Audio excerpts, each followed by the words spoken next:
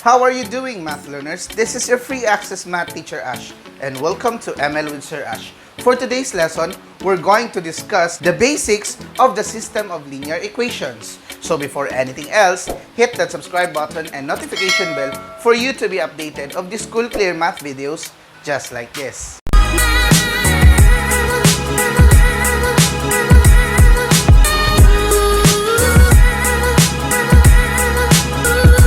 Hello math learners! Welcome to another session here in ML with Sir Ash. Today, we're going to discuss the most essential learning competency-based lesson for Quarter 1, Week 8 of the Grade 8 Mathematics, which is all about the system of linear equations. Now, question is, what is a system of linear equations? System of linear equation is basically a set of two or more linear equations that have common variables. Now, the notation of that is basically if you have a first equation such as ax plus by is equal to c. Now, when we talk about system of linear equation, you will consider another set of a linear equation. Now the first equation will be the first sets of a, b, and c, and the second equation will be the second sets of a, b, and c. Basically, in a layman's term, system of linear equation is two or more equations that are being compared. Now, let's consider some examples. Okay, math learners, as you can see, we have three sets of system of linear equations here. The first one is arranged in the standard form, in which ax plus by is equal to c is considered. So, we have the first equation here, and we have the second equation here, and they are being compared. So, that is an example of a system of linear equations. We also have here in our second example, y is equal to negative 2x plus 4, and y is equal to negative x plus 3. This is also written in the slope-intercept form. Now, regardless whether it is written in the slope-intercept form or in the standard form, as long as your a and b are not equal to 0, then we can say that equations using the common x and y variables is said to be a system of linear equations. Very easy, right? And we also have here the third example. We have x plus y is equal to 0 compared to the 3x plus y is equal to negative 8. Now, the question is, what is the essence of the system of linear equation? Basically, we are trying to get the comparison of these equations, and we try to get the values of its solution. Now, when we talk about solution, there are a lot of ways to have or to acquire the solution of the system of linear equation. The first one is by the use of the graphing method. By that scenario, we are using the Cartesian plane or the rectangular coordinate system. The second one is the substitution method, in which we derive the first equation and then the value of a certain variable is being input in the second equation, and we solve for the values of its x and y. The third one is what we call the elimination method. In this scenario, the first and the second equation are being added together, but in a process of which one variable will be eliminated. Now, do not worry about this kind of methods, because on our preceding videos, we will talk and discuss how to solve those system of linear equation in different methods. Now, let us consider a word problem. Now, math learners, we have here an example of a word problem. The sum of two numbers is 5. Twice the first number plus thrice the second is 12. Now, how do we translate this into an expression or an equation? Okay. Now, the first statement talks about two numbers, and we don't know those numbers, so therefore, we can consider x and y. Since we are talking about the sum, then that is addition.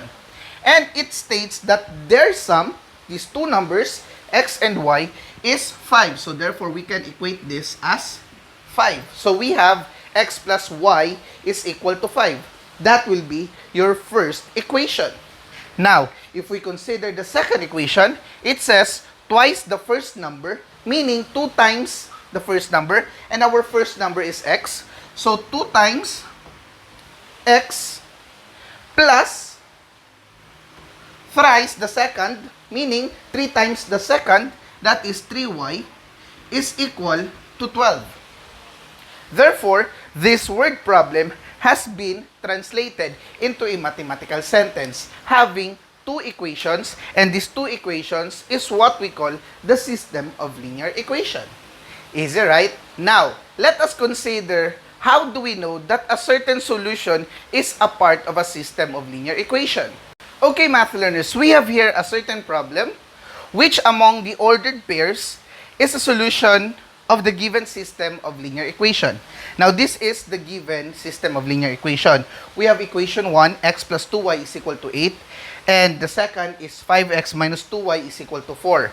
Now, what we need to do is to test all three and which ordered pair is a solution. Now, when we say solution, it means that when we substitute that certain ordered pair, it gives a true statement.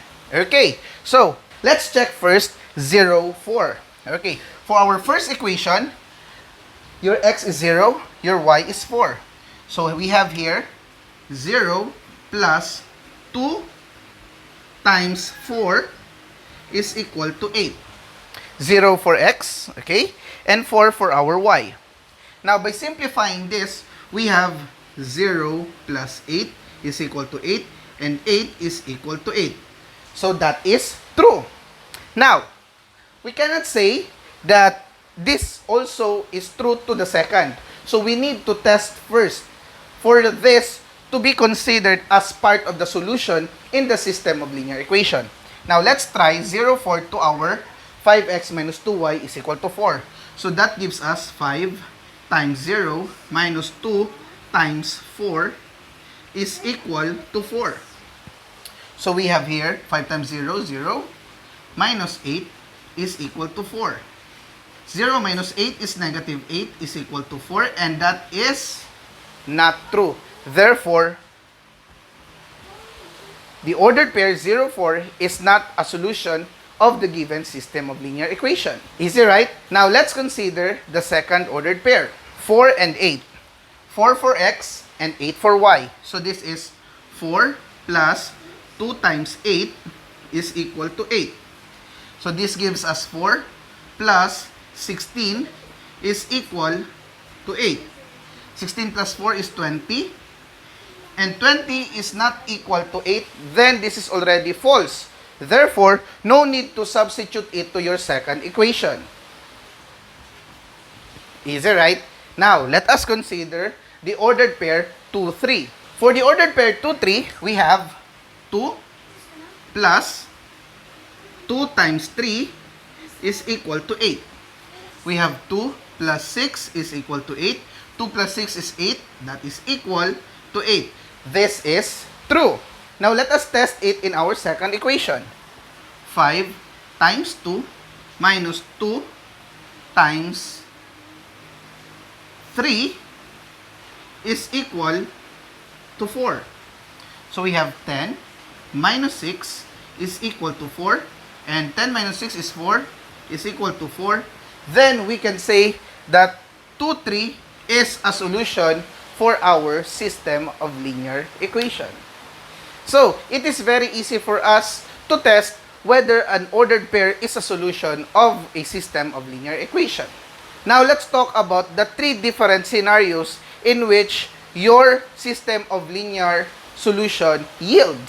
Okay, math learners, we are here in our last part of the overview for our system of linear equation. Now, as you can see, we have three graphs here, and we also have three nature of your solutions. Now, the system of linear equations yields solutions. But there are three different scenarios when you graph the system of linear equation. The first one is a parallel line. The second one is intersecting line. And the third one is identical line. Now, in the parallel line, as you can see, parallel, they do not intersect with each other. Meaning, the solution for the first graph and the solution of the second graph is not the same with each other. Therefore, in this scenario, you will have no solutions. Now, if that is no solutions, then we can say that that is inconsistent. Clear? Okay. So therefore, if the graph is parallel, the nature of your solution is inconsistent. Now, let's talk about here. As you can see, in this graph, we have an intersection in this part. Remember that the system of linear equation or the linear equation itself has a graph that is aligned. That is why it was called a linear equation, because its graph is aligned. Okay. Now, when two linear equations intersect, it means that that point of intersection is the solution of both linear equations. Therefore, that certain point is what we call consistent and independent.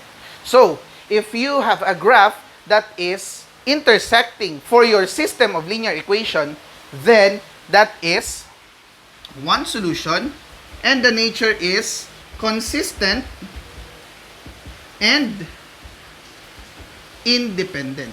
Okay, consistent and independent. Sorry for my penmanship. Okay, so consistent, at least one solution, and independent, exactly one solution. And finally, if you have this as your graph, now as you can see, there is only one graph, right? But that is identical graph, meaning the graph of the first equation and the graph of the second equation coincide with each other, and it makes just one graph, meaning the graphs are identical. If that's the case, this is what we call many solutions or infinite solutions. Okay? Many solutions. So, if you have many solutions, then that is dependent as well as consistent, because consistent means at least one solution. So, when we say at least, whether it has one or more, then it is consistent. So, for many solutions, we have consistent and dependent. Now, why am I telling you this, my dear math learners? It's because on our next videos, talking about the solution of the system of linear equation, regardless whether it is one solution, infinite solution, or no solution, regardless whether we use graphing method, substitution method, or the elimination method, we will always talk about this nature of your solutions as well as the graph. Okay? I hope you have learned a lot of things about our topic for today. This is your free access math teacher Ash, and always remember, it is fun to learn mathematics if we are together learning. My dear math learners, I hope you can share this to your friends, and if you like this video, kindly put some comments and click that thumbs up for this to be suggested to other viewers so that it can also help other math learners. Keep safe, thank you, and God bless you always. Congratulations, math learners, for arriving to this part of the video. If you think that this video have helped you, click that like button. And if you think that this channel can change the way you see mathematics, do not forget to click that subscribe button and notification bell. Thank you.